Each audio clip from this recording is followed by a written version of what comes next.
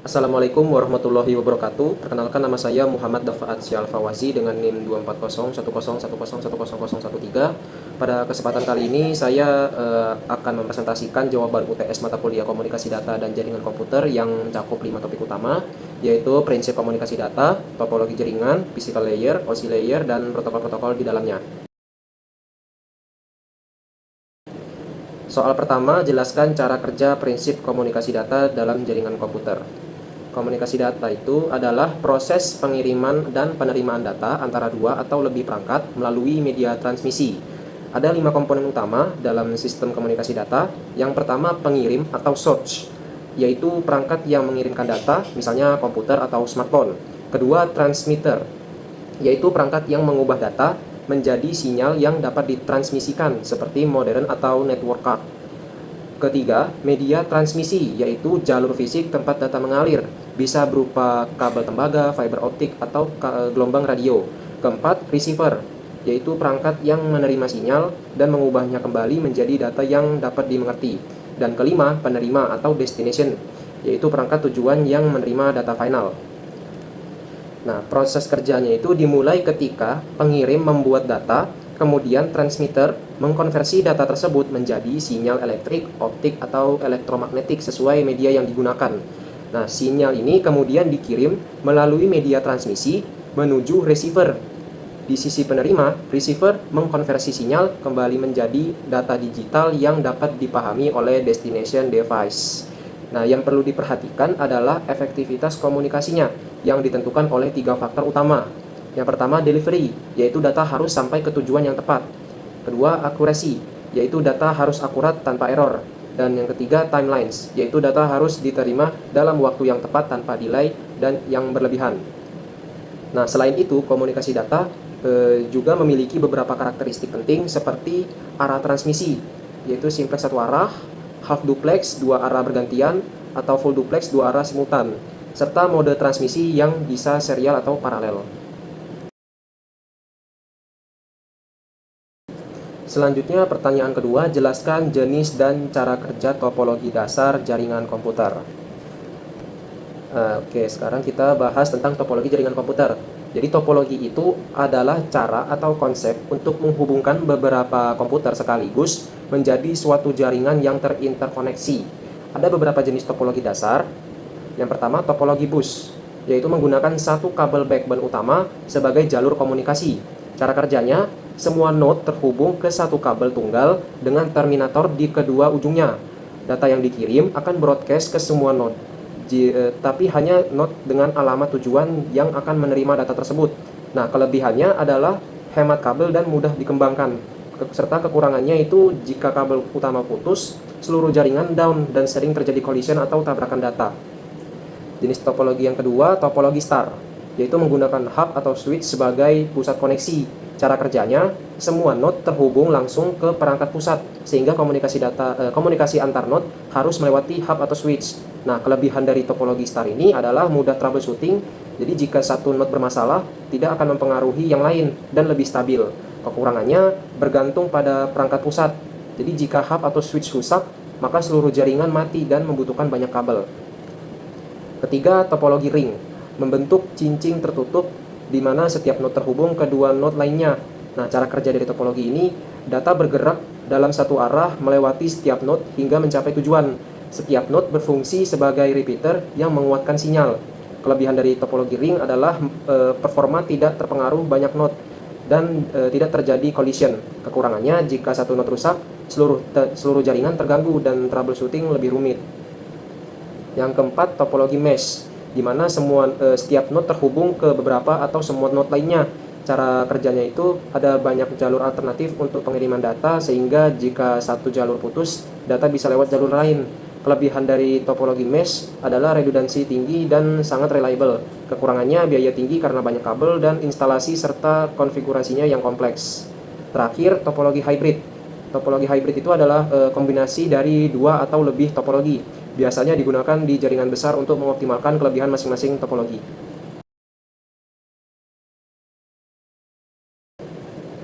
Soal ketiga, jelaskan jenis physical layer yang digunakan sebagai media transmisi data dalam jaringan komputer. dan sebutkan kekurangan dan kelebihannya. Oke, berarti sekarang kita masuk ke physical layer sebagai media transmisi data. Jadi physical layer itu adalah layer pertama dalam OSI model yang bertanggung jawab mengirimkan bit-bit data mentah melalui media fisik. Jadi ada 3 jenis media transmisi utama. Yang pertama guided media, twisted pair cable.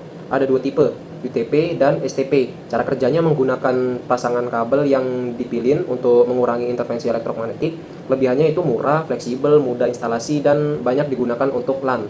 Kekurangannya jarak transmisi terbatas sekitar 100 meter, rentan terhadap interferensi elektromagnetik, dan bandwidth terbatas dibanding fiber optik. Kedua, guided media coaxial cable. Terdiri dari konduktor tembaga di tengah yang dikelilingi isolator, shield metal, dan jaket luar.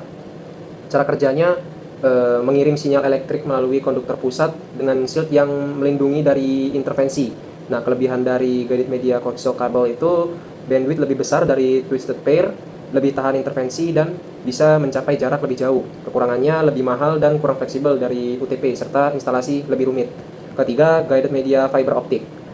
Fiber optik ini menggunakan serat kaca atau plastik untuk mengirimkan data dalam bentuk cahaya.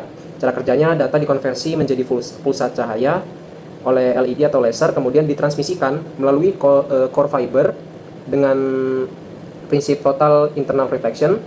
Kelebihannya bandwidth sangat besar, jarak transmisi jauh, bisa sampai puluhan kilometer, tidak terpengaruh intervensi elektromagnetik, dan sangat aman. Kekurangannya, harganya mahal, instalasi dan maintenance-nya butuh keahlian khusus, dan lebih fragile atau mudah patah.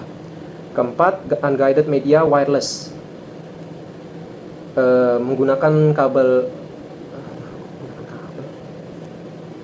Dan yang keempat, unguided media atau wireless, yaitu menggunakan gelombang elektromagnetik seperti radio, microwave, atau infrared. Cara kerjanya, jadi data dimodulasi ke gelombang radio dan ditransmisikan melalui udara menggunakan antena.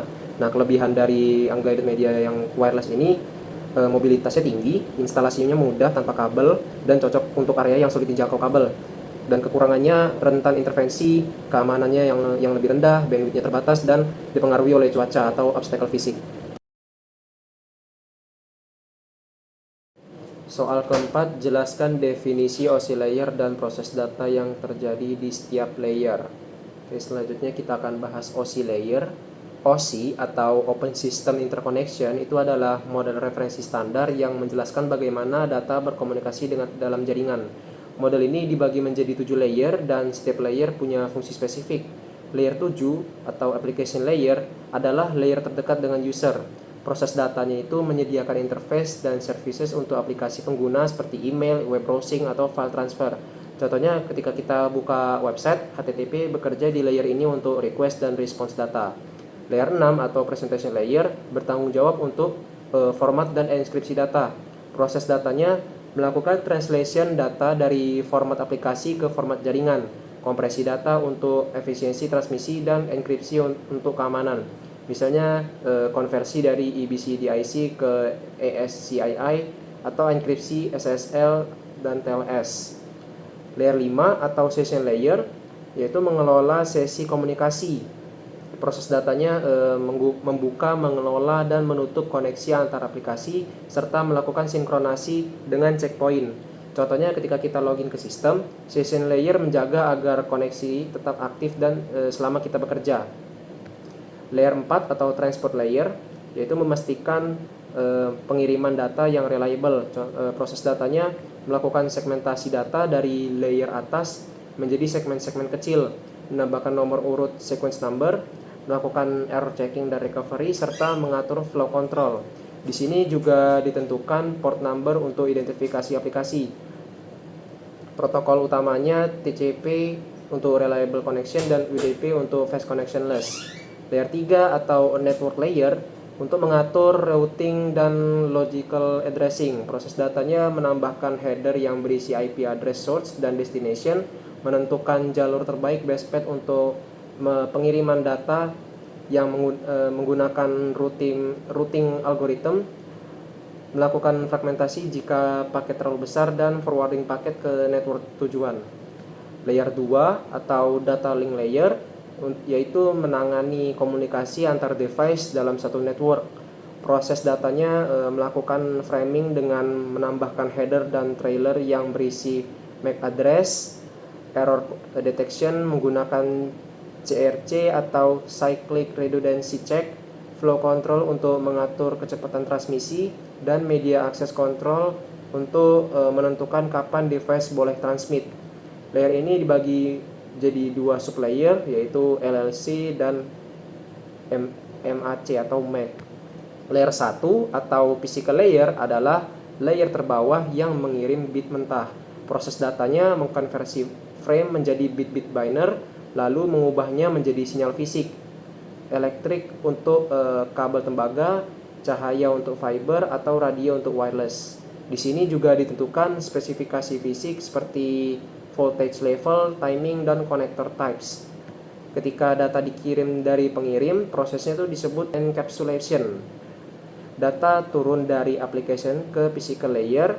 Di setiap layer ditambahkan header atau trailer. Sebaliknya, di penerima terjadi decapsulation. Data naik dari physical ke application layer. Di setiap layer header atau trailer di remove.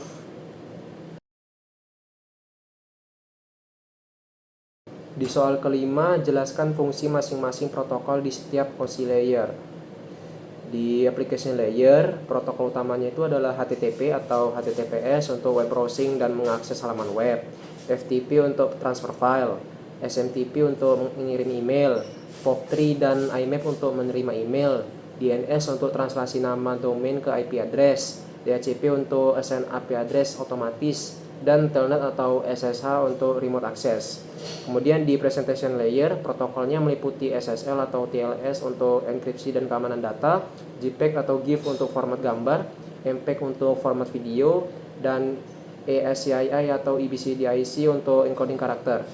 Lalu di session layer, protokolnya mencakup NetBIOS untuk naming dan session service, PPTP untuk VPN tunneling, dan RPC atau Remote Procedure Call untuk komunikasi antar proses di komputer berbeda. Kemudian di transport layer, dua protokol utamanya adalah TCP yang connection oriented, reliable melakukan three-way handshake, error checking, dan flow control. Itu digunakan untuk aplikasi yang butuh reliability seperti web dan email.